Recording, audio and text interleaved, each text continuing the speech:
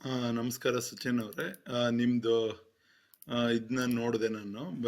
ಕುಂಡ್ಲಿ ನಿಮ್ಮದು ಕುಂಭಲಗ್ನ ಕರೆಕ್ಟ್, ನೀವು ಹೇಳಿದಂಗೆ ಕುಂಭಲಗ್ನ ಇದೆ.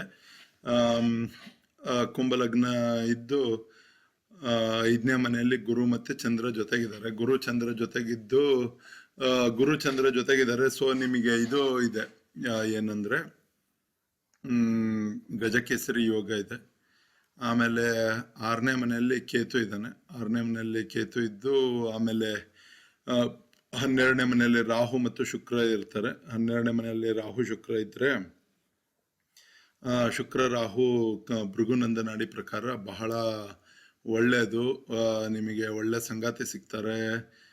ಆಮೇಲೆ ನೀವು ಸೆಲೆಬ್ರಿಟಿ ಆಗೋ ಚಾನ್ಸಸ್ ಇರ್ತದೆ 12ನೇ ಮನೆಯಲ್ಲಿ ಶುಕ್ರ ಇದ್ರೆ ಅಂತ ಗುರುಗಳು ಹೇಳಿದ್ದಾರೆ. ನಿಮ್ಮದು ಬಹಳ ಕುಂಡ್ಲಿನೂ ಬಹಳ ಸಖತ್ತಾಗಿದೆ. ಸ್ವಲ್ಪ ಹುಷಾರಾಗಿರ್ಬೇಕು ಅನ್ನೋದು ಅಷ್ಟೇ. ಯಾಕೆಂದರೆ ಶುಕ್ರ ಮತ್ತು ರಾಹು ಜೊತೆಗಿದ್ರು ಅಂದರೆ ಯಾವ್ದಾದ್ರು ಒಂದು ಅಲಿಗೇಷನಲ್ಲಿ ಸಿಕ್ಕೊಂಬೀಳೋ ಸಾಧ್ಯತೆಗಳಿರ್ತವೆ.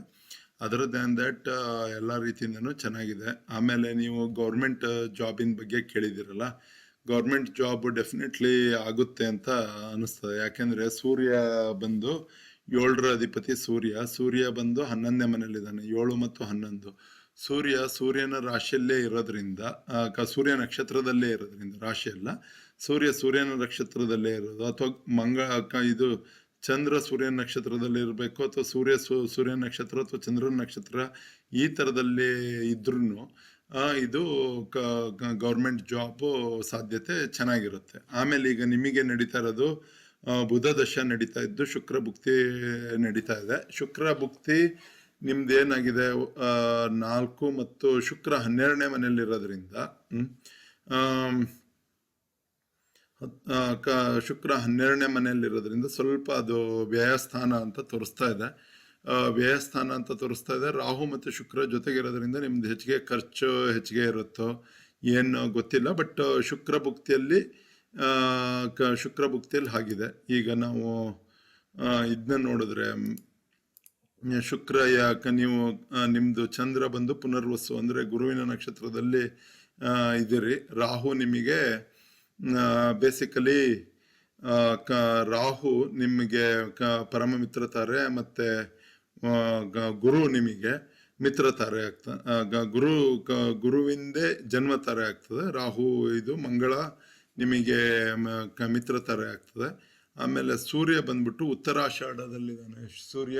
ಉತ್ತರಾಷಾಢ ಅಂದರೆ ಸೂರ್ಯನ ನಕ್ಷತ್ರದಲ್ಲೇ ಇರೋದ್ರಿಂದ ಗೌರ್ಮೆಂಟ್ ಜಾಬ್ ಅಂತೂ ಗ್ಯಾರಂಟಿ. ಆದರೆ ಯಾವಾಗ ಗೌರ್ಮೆಂಟ್ ಜಾಬ್ ಅನ್ನೋದಿದೆಯಲ್ಲ, ಅದೊಂದು ಸ್ವಲ್ಪ ನನಗೆ ಅಷ್ಟೊಂದು ಕ್ಲಾರಿಟಿ ಸಿಕ್ಕಿಲ್ಲ.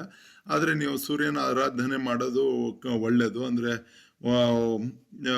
ಓಂ ಇದು ಸೂರ್ಯ ಗಾಯತ್ರಿ ಮಂತ್ರ ಅಂತ ಇಂಟರ್ನೆಟ್ಟಲ್ಲಿ ಹುಡುಕ್ರಿ, ಸಿಗುತ್ತೆ. ಇಲ್ಲಾಂದರೆ ಓಂ ಗೃಣಿ ಸೂರ್ಯಾಯ ಆದಿತ್ಯಾಯ ಓಂ, ಓಂ ಗೃಣಿ ಸೂರ್ಯಾಯ ಆದಿತ್ಯಾಯ ಓಂ ಅಂತ ನೀವು ಪಠನೆ ಮಾಡಿದ್ರು ನಡೀತದೆ. ನಿಮಗೆ ಸೂರ್ಯನಿಂದು ಹಂಗಿದೆ.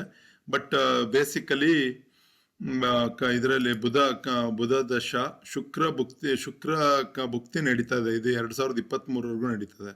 ಈಗ 2023 ಆಗಲಿಲ್ಲ ಅಂತಂದ್ರು ಡೆಫಿನೆಟ್ಲಿ 2023 ಒಳಗೆ, ಅಂದರೆ ಈ ವರ್ಷ ಜುಲೈ ಒಳಗೆ ಆಗಲಿಲ್ಲ ಅಂತಂದ್ರು ನೆಕ್ಸ್ಟ್ ಇದು 2023 ಅಕ್ಟೋಬರಿಂದ 2024ರೊಳಗಂತೂ ಡೆಫಿನೆಟ್ಲಿ ಆಗಲೇಬೇಕು. ಯಾಕೆಂದರೆ ನಿಮಗೆ ಸೂರ್ಯ 7-11 ಅಂತ ಕೊಡ್ತಾ ಇದೆ.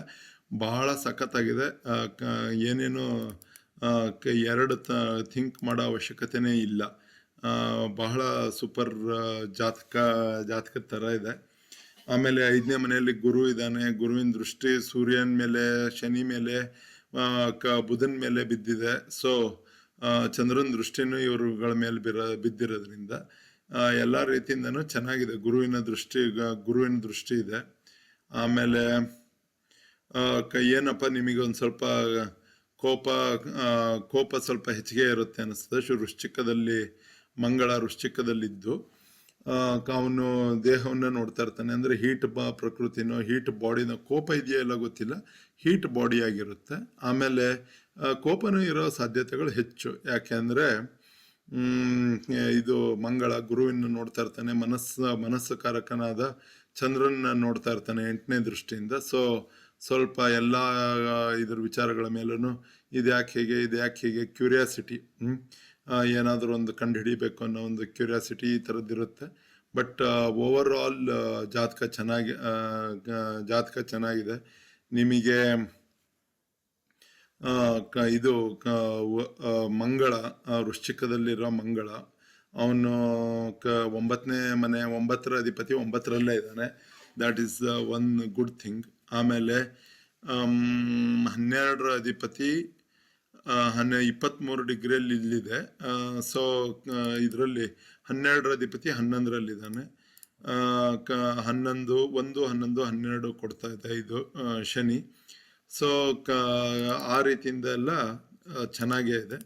ಯಾವ್ದಾದ್ರು ಈಗ ನಡೀತಾ ಇರೋ ಬುಧ ದಶೆ ಇದೆಯಲ್ಲ,